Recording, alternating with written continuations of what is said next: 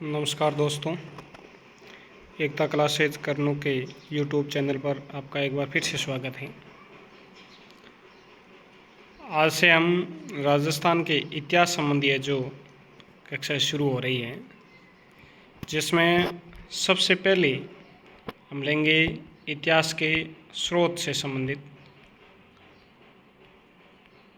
यानी इसमें सूक्ष्मात्मक से सूक्ष्मात्मक बिंदु भी है जो हम आपके लिए लेकर आएंगे। ऐसी कोई भी पॉइंट है जो पीछे नहीं रहेगा। इसमें सूक्ष्म से सूक्ष्म यदि प्रश्न भी परीक्षा में पूछ लिया जाए तो भी आपको इसके माध्यम से है जो मिल सकेगा। इस प्रकार से आपका है जो कोर्स करवाया जाएगा, जिसमें आप अच्छी तरीके विस्तृत रूप से है जो पढ़ सकते हैं। आज के पहले पार्ट में शुरू करते हैं राजस्थान के इतिहास के स्रोत। इतिहास अतीत में घटित हो चुकी घटनाओं का लेखा जोखा है, पर ये लेखा जोखा गड़े मुर्दे उखाड़ना नहीं है, वरन ये पूरी तरह वैज्ञानिक सिद्धांतों का पालन करते हुए तैयार किया गया है। लेखा जोखा है जो आगे आने वाली पीढ़ियों का मार्ग प्रशस्त करता है। इतिहास के लिए विद्वान प्रो जॉन बुरी का ये कथन बड़ा प्रसिद्ध है कि इतिहास विज्ञान है, न कम न अधिक। पूछा जा सकता है कि इतिहास विज्ञान है, न कम न अधिक, ऐसा है जो किस विद्वान ने जो संज्ञा दी थी? तो ये प्रोफेसर जॉन ब्यूरी ने कहा था। इसके नीचे अंडरलाइन कर लें। ये सच है कि इतिहास के पुनर्लेखन हेतु इतिहासकार की सोच का वैज्ञानिक होना आवश्यक है, तभी वे उपलब्ध तथ्यों से वस्तुनिष्ठ निष्कर्ष निकाल पाता है। पर यह भी सच है कि जैसा एल राउज ने कहा था, वैज्ञानिक प्रणाली के द्वारा इतिहास लिखा जाता है, लेकिन इसका सर्जन है जो कला है। ये कथन किसने कहा था? एल राउज ने कहा था। क्या कहा था? कि वैज्ञानिक प्रणाली के द्वारा इतिहास लिखा जाता है, लेकिन इसका सर्जन है वो कला है। इस प्रकार विज्ञान व कला दोनों से मिलकर बनता है इतिहास लेखन। इतिहास का आधार होते हैं तथ्य, और तथ्य हमें मिलते हैं स्रोतों से। अध्ययन की सुविधा की दृष्टि से हम ऐतिहासिक स्रोतों इस रेखा चित्र के माध्यम से जो भी समझ सकते हैं।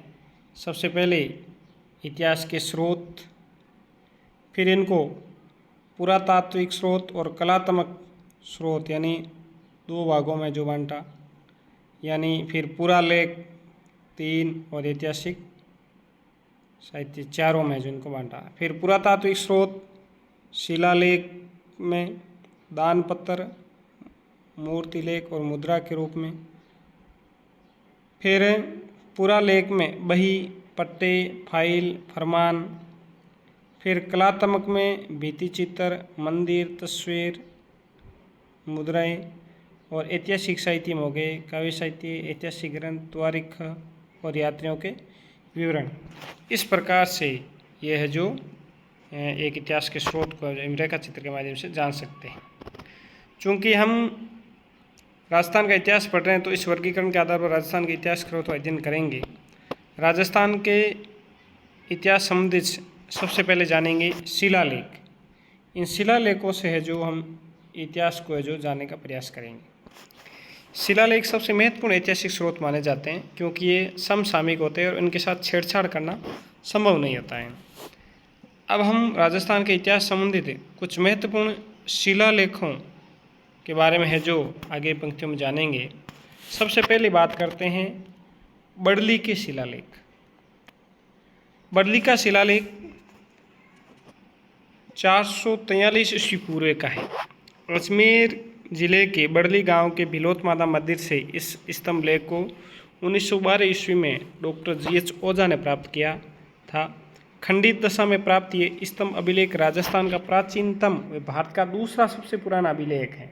बहुत महत्वपूर्ण प्रश्न, यानी राजस्थान का सबसे प्राचीनतम यदि कोई अभिलेख है तो बड़ली का स्तंभ लेख है। वर्तमान में अजमेर संग्रहालय में रखा हुआ है।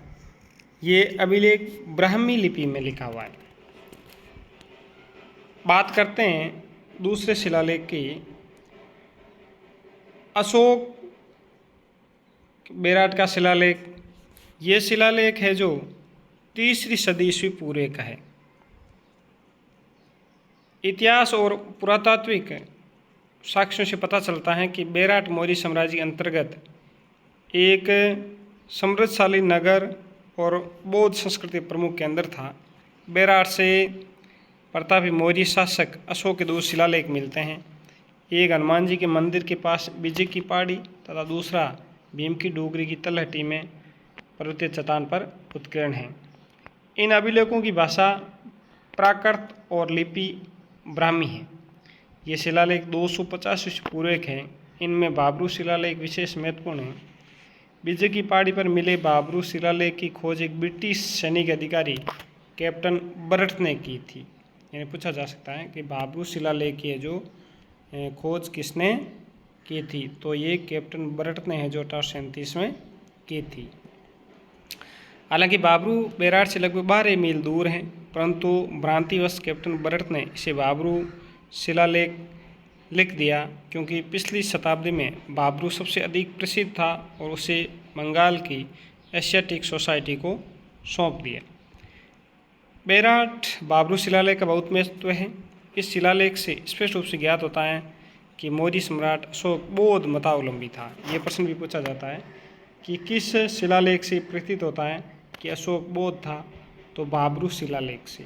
इसके नीचे अंडरलाइन कर ले, बेहद महत्वपूर्ण क्वेश्चन है जो आपके लिए होने वाला है। निष्ठा प्रकट करता है। इस शिलालेख में न केवल बुद्ध धर्म और संघ में सच्ची श्रद्धा और निष्ठा प्रकट करता है, बल्कि बौद्ध भिक्षु भिक्षुणियों और साधारण बौद्ध मतवादियों के श्रवण मनन और अध्ययन हेतु धार्मिक ग्रंथों की अनुशंसा भी करता है। एक बेराट का जो दूसरा शिलालेख है, बेराट से प्राप्त अशोक का दूसरा शिलालेख वहाँ भीम डोंगरी की तलहटी में चट्टान पर उत्कीर्ण है। इस लघु शिलालेख खोज पुरातत्व वेता है जो कार्लाइन ने 1871 से 72 में की थी। कार्लाइन द्वारा खोजा गया ये मौर्य सम्राट अशोक का शिलालेख ब्रह्मलिपि में है, लेकिन ये कोई नया अभिलेख न होकर अशोक के रूपनाथ और सहस्राम अभिलेखों की प्रतिलिपि मात्र हैं।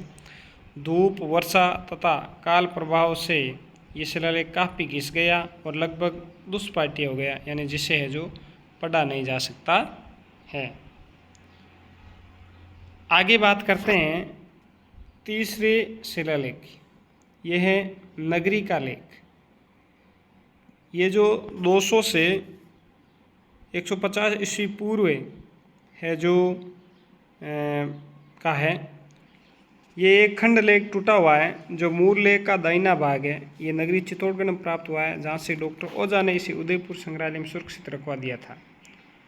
गोसुंडी शिलालेख ये 2वीं शताब्दी ईस्वी पूर्व से हैं।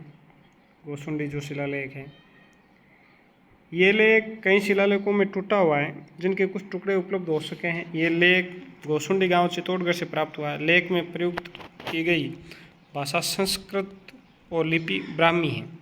इस लेख की 3 पंक्तियों में संकर्षण और वासुदेव के पूजागृह के चारों ओर पत्थर की 4 दीवारें बनाने और गज वंश के सर्वेता द्वारा अश्व में एक यज्ञ करने का भी उल्लेख है।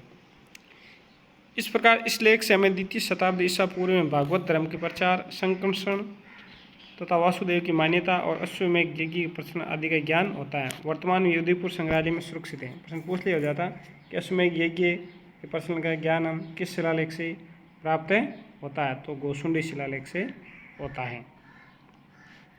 अगले शिलालेख की बात करते हैं तो नगरी का शिलालेख जो 400 ईस्वी पूर्व। ये लेख D.R. भंडारकर को नगरी के उत्खनन के समय प्राप्त हुआ।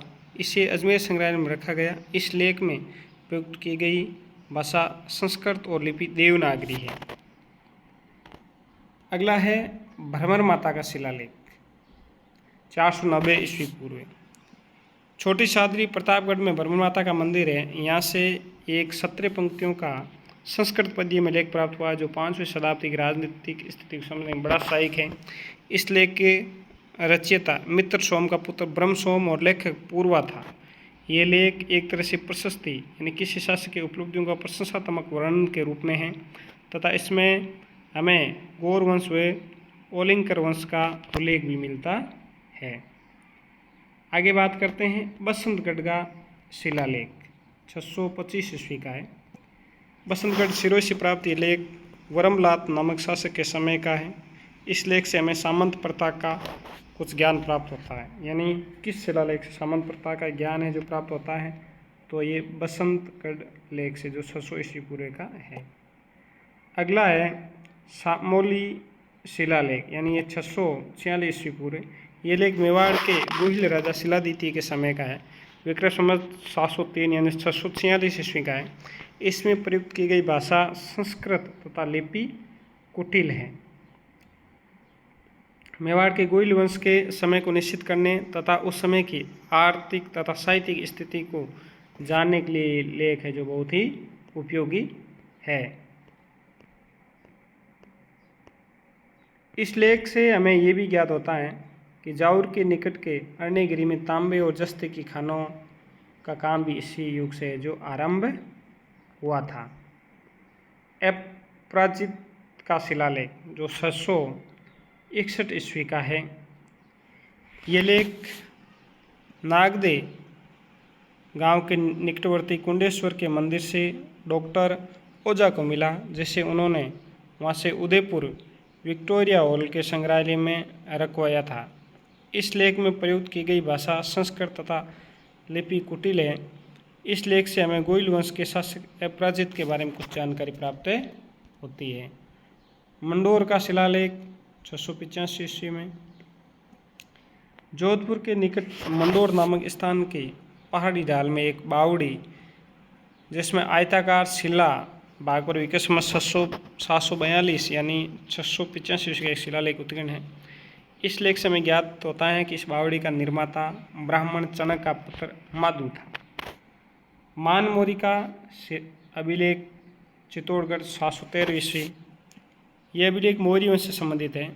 इसका प्रशस्तिकार नागभट्ट का पुत्र पुष्य एवं उत्कीर्णक करुण का पौत्र शिवादित्य था।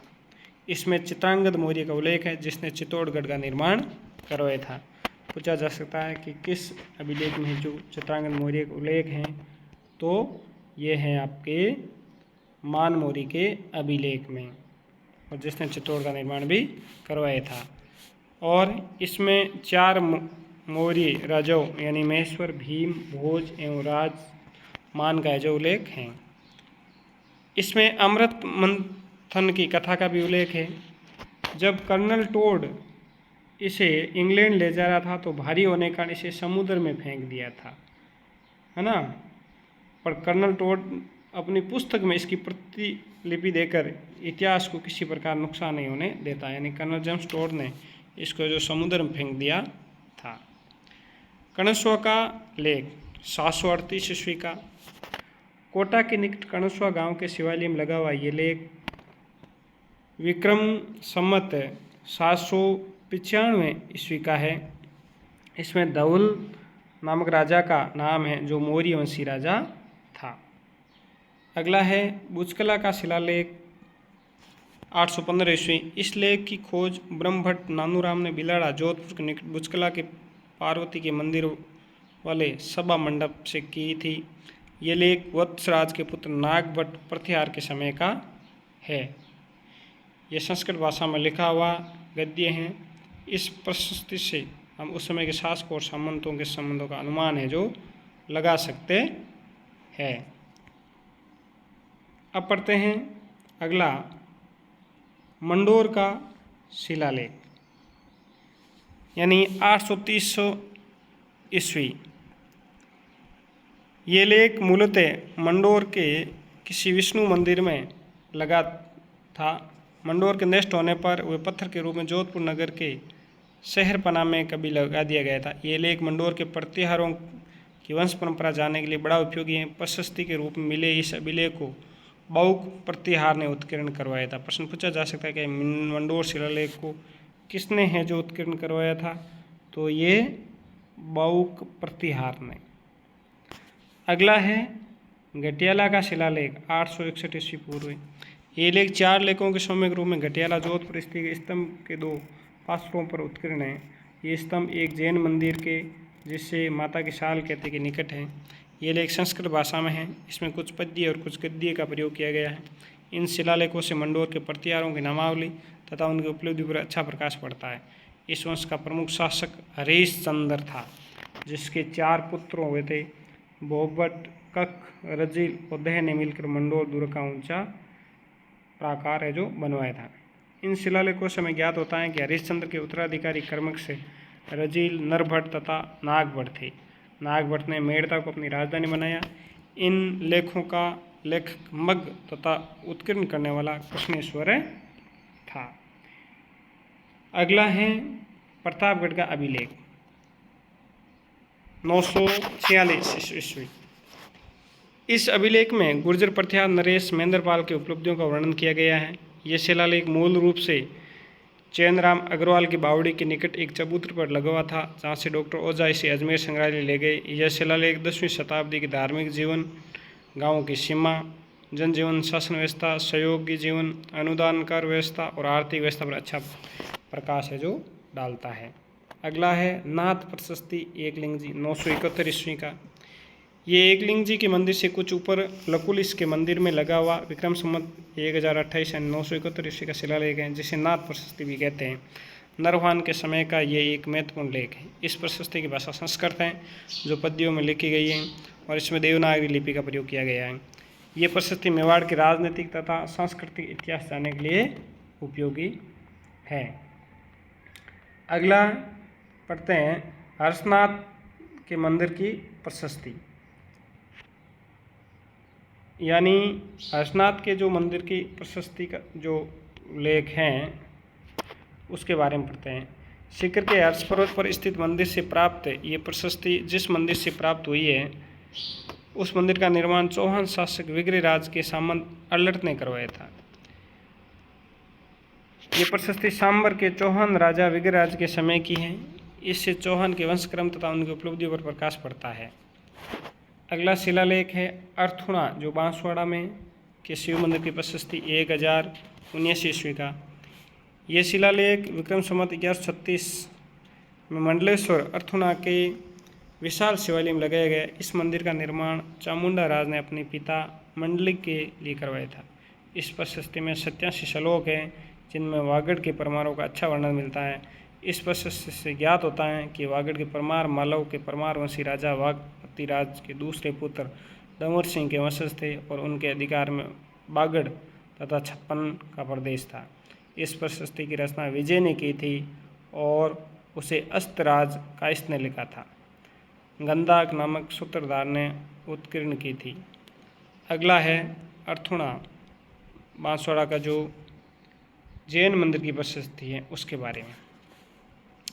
इस प्रशस्ति से हमें वागड़ के परमार शासकों का इतिहास ज्ञात होता है। परमार शासक मांडलिक, चामुंडराज व विजयराज का इसमें उल्लेख है। इस लेख से हमें विजयराज के संधि विक्रेक वालम जाति के वामन कायस्थ का वर्णन मिलता है। इस प्रशस्ति से हमें यह भी ज्ञात होता है कि इस समय गांवों के शासन में ग्रामीण प्रमुख होता था और उसका समाज में प्रतिष्ठित स्थान होता था। वेद शास्त्र अध्ययन के विषय से थे तथा सूर्य उस समय तक आराध्य देव थे। जालोर का लेख 1118 ईस्वी। ये शिलालेख जालोर दुर्ग में स्थित तोप खाना की इमारत पर लगा हुआ था। अब इसे जोधपुर संग्रहालय में सुरक्षित रख दिया गया है। इसमें जालोर शाखा के परमार वंश की वंशावली दी गई है, जिसमें वागपति राज, चंदन, देवराज, अपराजित, विजल, धारा वर्ष और विशल के नाम दिए गए हैं। परमारों की जालोर शाखाओं का प्रवर्तक वागपति राज को बताया गया है और ये भी उल्लेखित है। वागपति राज का संबंध आबू के परमार धरणीवराज से था। इस लेख से हमें ये जानकारी मिलती है कि परमारों की उत्पत्ति वशिष्ठ मुनि के यज्ञ से हुई थी। तो इस प्रकार से ये जो शिलालेख संबंधी जो राजस्थान इतिहास संबंधी पहला जो आपके चैप्टर था उसको है जो लिया गया। तो इनका है जो आप स्क्रीनशॉट लेकर के अपने पास है जो रख सकते हैं। आने वाली कोई भी राजस्थान की प्रतियोगी परीक्षा हो, चाहे CET हो, rate, BSTC, LDC, Rajasthan police, second grade, first grade, जो भी वैकेंसी हो, इन सभी वैकेंसियों के लिए बहुत ही महत्वपूर्ण है जो चैप्टर है। इसमें सूक्ष्म से सूक्ष्मतमक है जो इतिहास के सोर्स को जानने के शिलालेखों का है जो उल्लेख है जो किया गया। तो आप इनका जो स्क्रीनशॉट ले सकते हैं और जो अपने लिए इनके पास है जो सेव करके रख सकते हैं, जो आने वाली प्रतियोगिता परीक्षाओं के लिए आपके लिए महत्वपूर्ण है, जो साबित होंगे। और इसके आगे आने वाले वीडियो में बाकी जो शिलालेख हैं उनके बारे में भी हम विस्तार से जो पढ़ेंगे। और हमारा ये प्रयास रहता है कि आपको सूक्ष्म से सूक्ष्म है जो बात बताए, जिससे आप है जो अच्छी तरीके से जान सके और अपने जो सामान्य ज्ञान के संबंधी है जो अपनी जानकारी है जो ज़्यादा से ज़्यादा बढ़ा सके। यदि ये वीडियो आपको अच्छा लगा तो इसको एकता क्लासेज करनू यूट्यूब चैनल को सब्सक्राइब करें, लाइक करें और शेयर भी करें दोस्तों। धन्यवाद। जय हिंद, जय भारत।